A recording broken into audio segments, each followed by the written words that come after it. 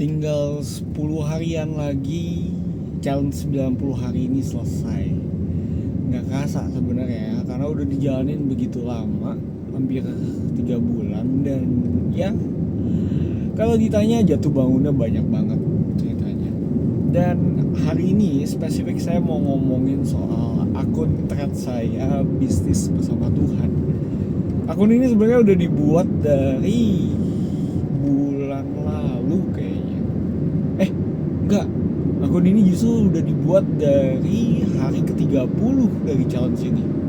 Tapi saya baru mulai konten di threads tuh 2 minggu terakhir, 13-14 hari yang lalu lah.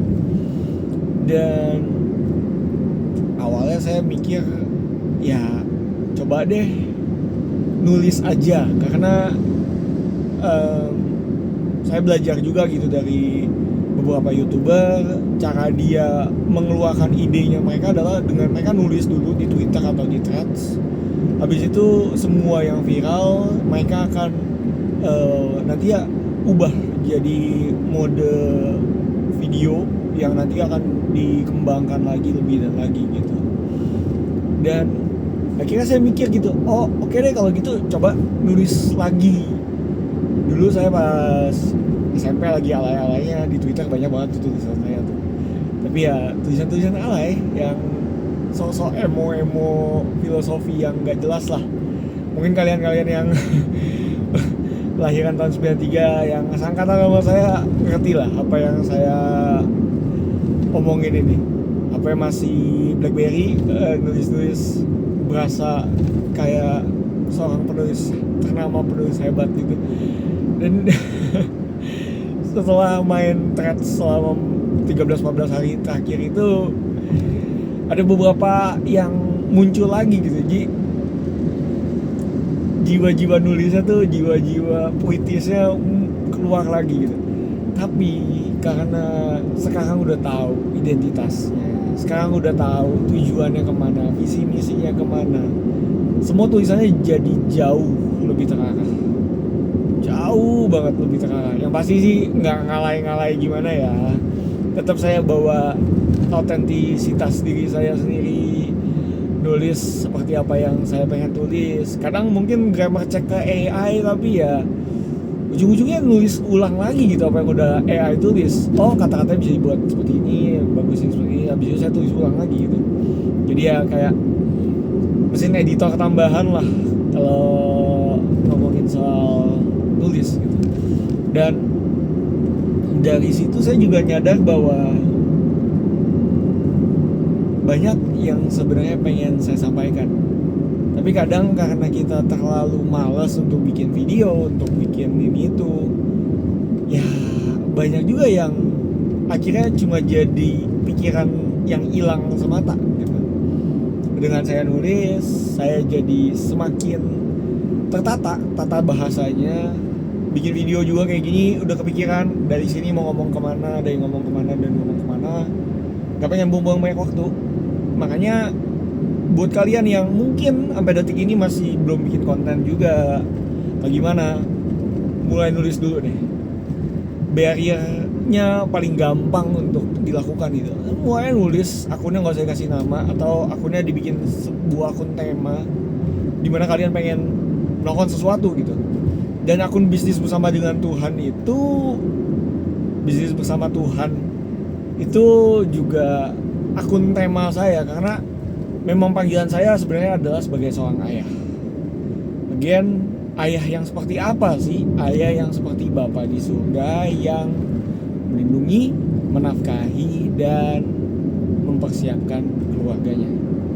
Channel ini adalah bukti di mana saya pengen mempersiapkan keluarga saya, melindungi mereka dengan pikiran-pikiran yang udah saya tuangkan sekarang dan mungkin nanti nggak akan tersampaikan, dan juga menafkahi mereka dengan ilmu-ilmu yang sebenarnya saya punya, tapi kadang juga ya karena waktu, tempat, kondisi nggak tersampaikan gitu.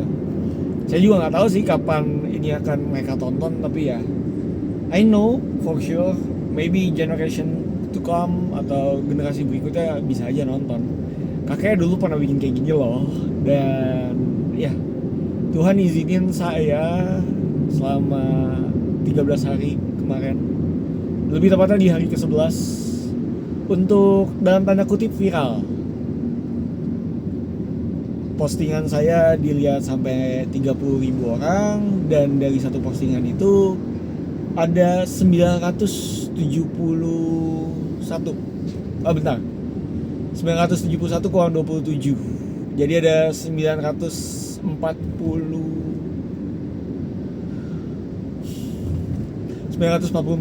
orang yang tiba-tiba follow karena satu postingan itu. Postingannya juga nggak pure original, nggak pure dari pikiran saya. Saya ngelihat ada postingan yang cukup viral di luar negeri, ngajakin orang untuk follow dia, dan ya saya cuma mikir gitu, kenapa nggak saya coba? Karena pagi itu jujur memang saya pengen lihat analitik dari akun saya. Tapi buat lihat analitik dari akun Threads, minimal kita harus punya 100 follower. Dan follower saya waktu itu cuma 27. Saya doa sama Tuhan, pengen dong bisa lihat analitik. Dan ya udah, saya ngonten as usual di kamar mandi pas pagi-pagi habis renungan. Selesai posting, ya saya tetap main Instagram dan main Threads seperti biasanya. Habis itu taruh HP-nya, saya beberes, saya nggak terlalu pusingin. 1 jam kemudian setelah saya ngecek HP lagi, tiba-tiba notifikasi di handphonenya luar biasa banyak gitu. Saya jujur kaget. Oh, 80. Wah, 70. Saya udah seneng banget karena milestone untuk dapat 100 follower itu udah langsung tembus. Tapi Tuhan gak berhenti sampai situ. Tuhan terus datengin follower dan terus nambahin. Sempat stagnan di 200-an. Saya pikir, puji Tuhan, udah dapat 200. Udah senang banget.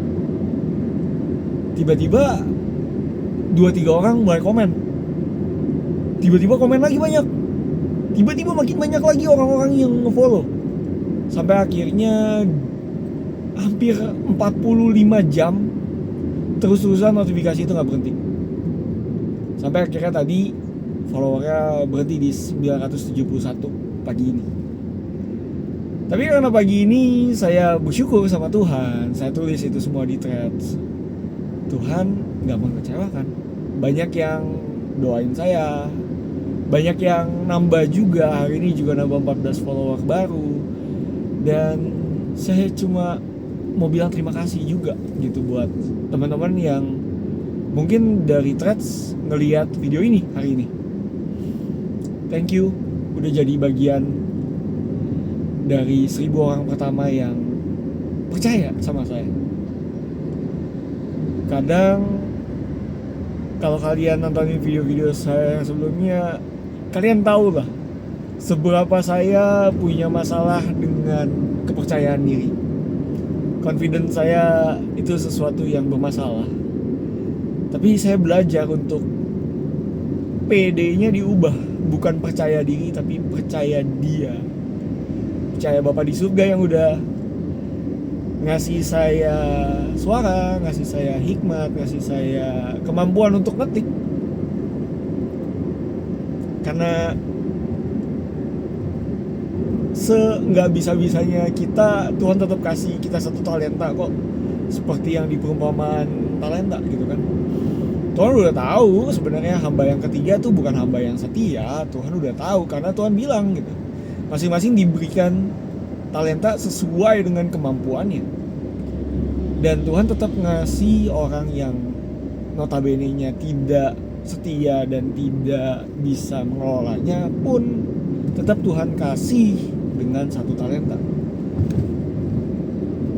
Dan saya bersyukur gitu dengan dikasih kesempatan kayak gini, dikasih tanggung jawab, jadi semakin semangat, jadi semakin terpacu untuk bikin konten, jadi semakin semangat untuk jalanin hari-hari, dan juga semakin semangat untuk mendekatkan diri sama Tuhan.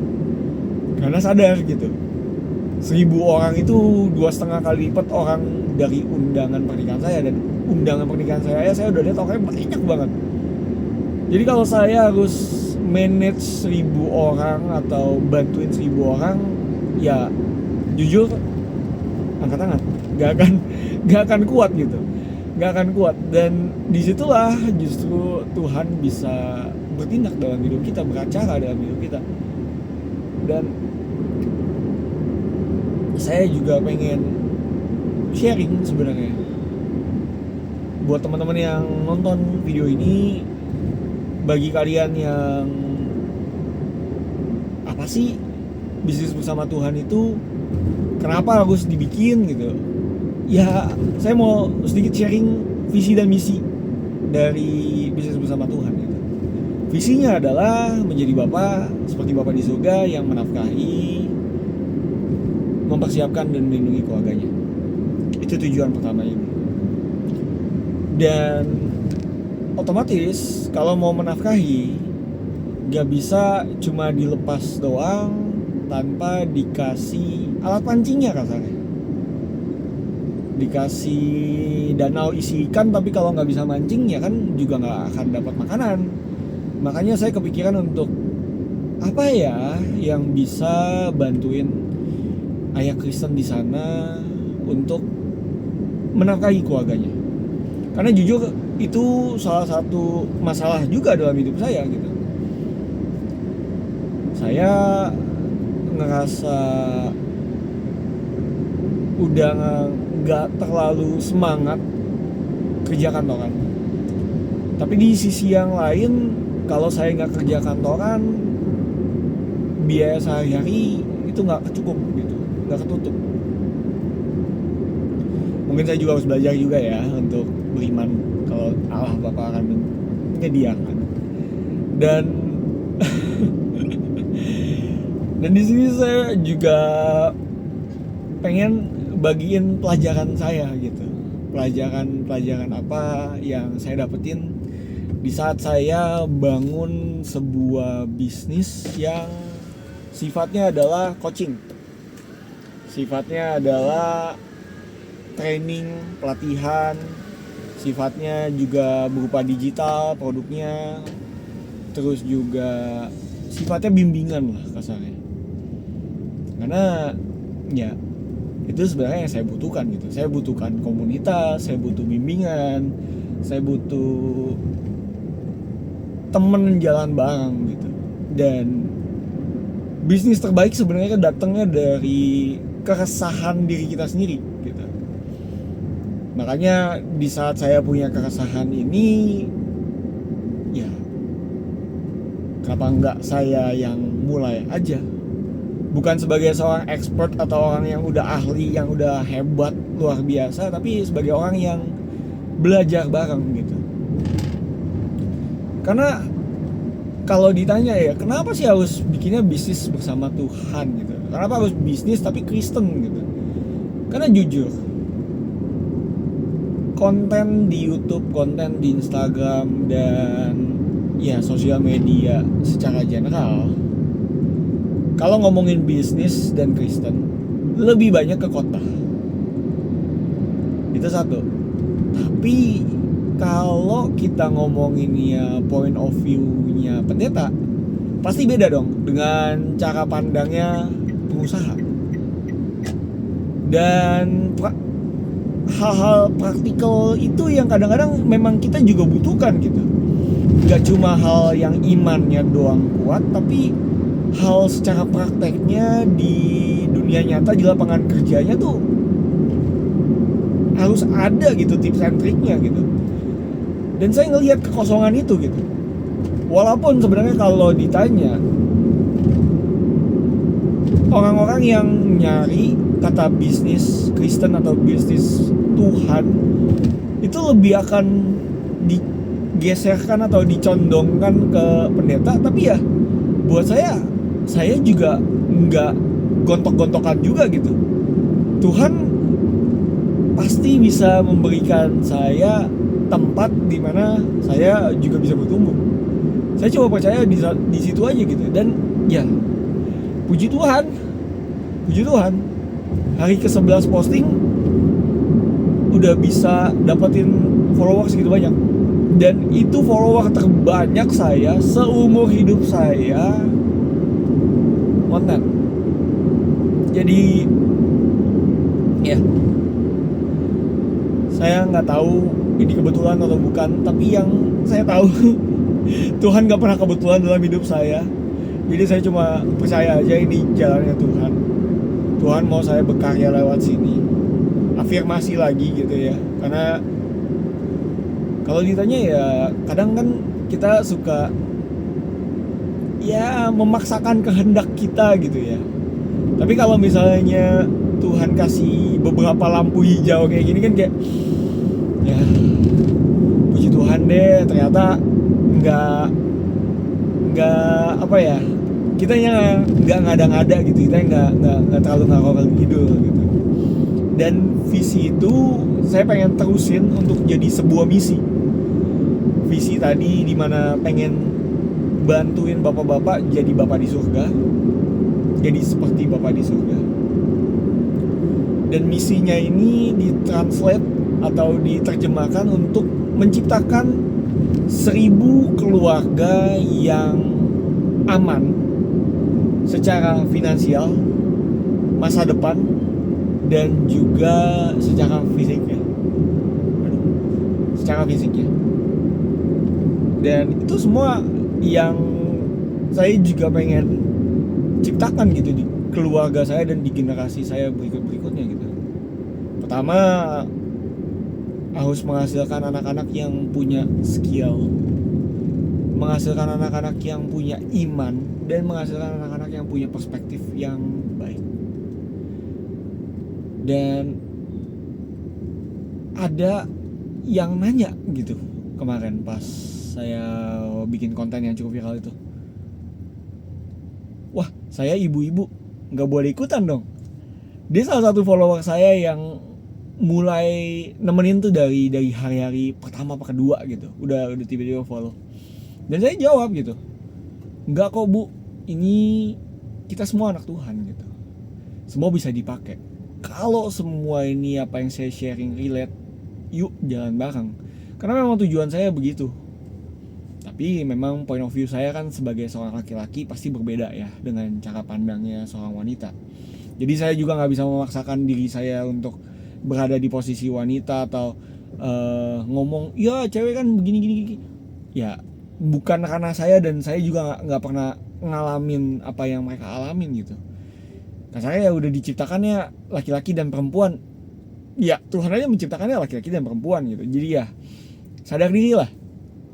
Yang saya bisa bantu dan saya nyaman untuk bantunya adalah para bapak gitu.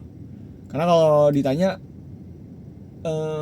ya saya kalau misalnya harus coaching one on one gitu, tapi dengan lawan jenis, saya jujur kurang nyaman. Pasti saya akan minta ditemenin oleh ya teman-teman komunitas, dan mungkin akan coachingnya akan lebih rame-rame gitu ya. Karena ya kan nggak tahu ya, namanya setan kadang suka ini itu. Cuma itu another topic for another day. Intinya saya nggak nyaman aja. Dan memang target saya adalah kalau kepala keluarganya dulu, kalau si bapaknya dulu, kalau pencari nafkah utamanya dulu semakin dekat sama Tuhan, saya yakin dan percaya satu keluarganya akan diselamatkan gitu. Karena kan kita sebagai kepala keluarga harus sadar gitu, kita dituntut untuk jadi raja, kita dituntut untuk jadi imam dalam keluarga kita. Raja itu tugasnya pada saat Tuhan lantik, coba kalian cek di 1 Samuel ya, itu untuk merenungkan firman Tuhan gitu, untuk merenungkan firman Tuhan. Dan imam itu untuk membawa orang-orang bisa datang ke Tuhan. Ujung-ujungnya bukan kita yang dilayani, tapi kita yang harus melayani. Dan itulah yang Tuhan Yesus tunjukkan kan. Dia jadi seorang raja yang menghamba. Dia ajarin kita untuk kalau kamu pengen jadi yang terbesar, ya jadilah pelayan. gitu. Kamu harus jadi yang terkecil di antara teman-teman kamu gitu. Dan dari sini juga saya pengen akun bisnis bersama Tuhan ini juga nyadarin bapak-bapak di luar sana gitu ya, karena jujur yang saya tahu dan yang saya lihat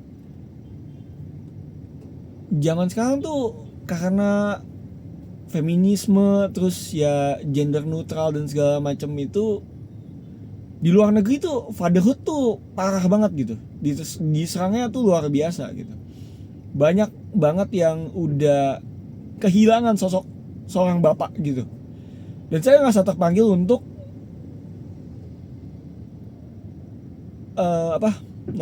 untuk bikin sebuah gerakan lah katanya. Yuk bapak-bapak, yuk kita ambil tindakan merubah diri kita untuk bisa jadi lebih baik, sehingga bisa ngasih kehidupan yang lebih baik untuk keluarga kita gitu. Dan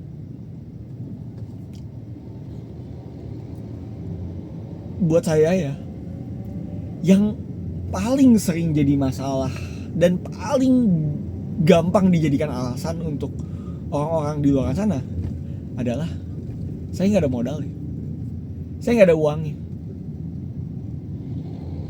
Dari situlah kenapa saya pribadi saya yang ngomong alasan itu juga gitu, pengen memfasilitasi orang-orang yang mau berubah, orang yang pengen merubah kehidupan keluarganya dengan ilmu-ilmu yang sebenarnya udah ada di Alkitab gitu. Cuma seringkali kita lupa untuk ngegali Alkitab itu sendiri. Kita lupa bahwa Alkitab itu sumur yang gak pernah kering gitu. Kita lupa bahwa prinsip bisnis juga udah ada gitu. Cerita dari Abraham pun itu udah ngebahas soal bisnis. Karena Abraham itu seorang peternak gitu, jual beli hewan ternak dan segala macam. Dan itu kan bisnis ya. Dia adalah orang pertama yang Tuhan bilang Tuhan jadikan sangat kaya gitu. Gak cuma kaya, sangat kaya. Dan dijelasin kayanya dalam domba, ternak, terus emas dan perak. Jadi Tuhan tuh spesifik gitu tulisnya. Dan sekarang banyak banget orang di luaran juga yang mungkin banyak teman-teman yang dengar istilah prosperity gospel gitu, dimana para oknum itu bilang kalau kamu kasih duit ke saya, nanti Tuhan akan berkatin kamu. Nah, saya nggak pengen kayak gitu. Saya nggak pengen kayak gitu. Kalau kamu kasih duit ke saya, mungkin aja Tuhan kasih, mungkin aja Tuhan nggak kasih. Karena balik lagi, yang saya jual hanyalah informasi, hanyalah edukasi. Saya nggak akan bisa gandain duit kamu kayak dukun gitu. Karena yang orang-orang yang ngomongin prosperity gospel kayak gitu ya, jujur nggak ada bedanya sama dukun gandain duit gitu kan. Kamu kasih duit ke saya 100.000, saya ganti jadi 200.000 dan segala macamnya, ya saya nggak mau menjanjikan itu. Dan tujuan saya bangun akun bisnis bersama dengan Tuhan itu pun juga bukan itu. Saya pengen nekenin bahwa kita udah dikasih tahu sama Tuhan cara hidup, cara kerja, cara bisnis, dan cara bangun seluruh hidup kita gitu. Dan saya pengen ngegali dari sisi bisnisnya. Tuhan, cara berbisnis tuh kayak gimana sih? Nah, itulah akun bisnis bersama dengan Tuhan. Bisnis bersama Tuhan. Dan dari situ juga saya pengen ngehasilin orang-orang, ngasilin bapak-bapak, ngasilin keluarga yang ngerti gimana caranya menghasilkan caranya versi Tuhan gitu. Gimana cara mereka kerja seperti kerja untuk Tuhan, dan gimana caranya mereka berbisnis. Bisnisnya juga mencerminkan bisnis yang orang lain bisa bilang, wah enak ya kerja sama dia, benar-benar anak Tuhan. Tujuan saya di situ.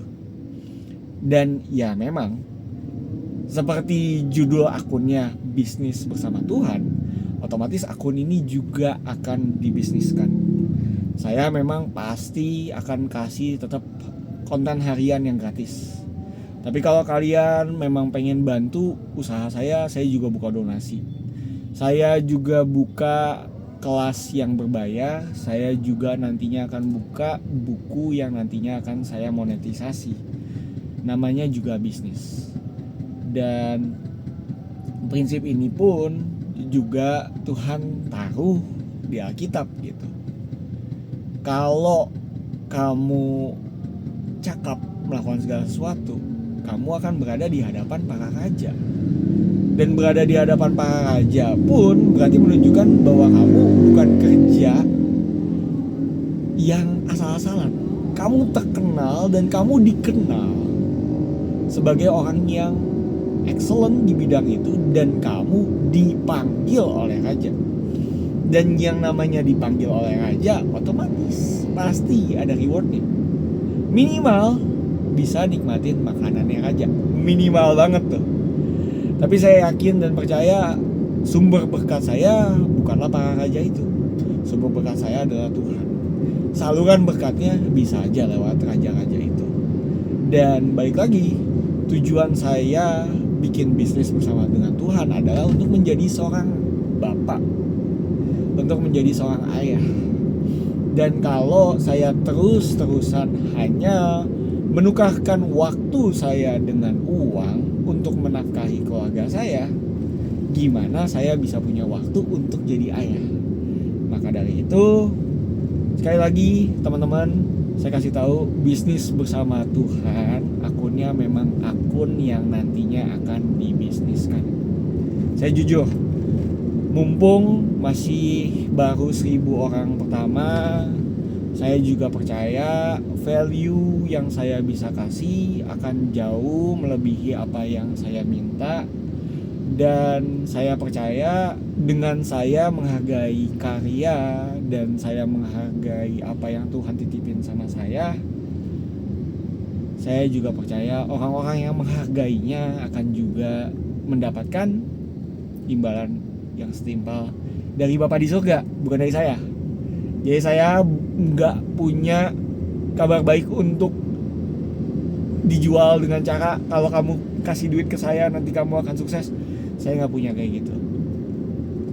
Tapi Tuhan itu udah kasih kabar baik, dan Tuhan kasih kabar baik bahwa Tuhan mati di kayu salib untuk memberikan kita hidup yang kekal, dan hidup di dunia ini juga hidup yang makmur, bukan hidup yang menderita.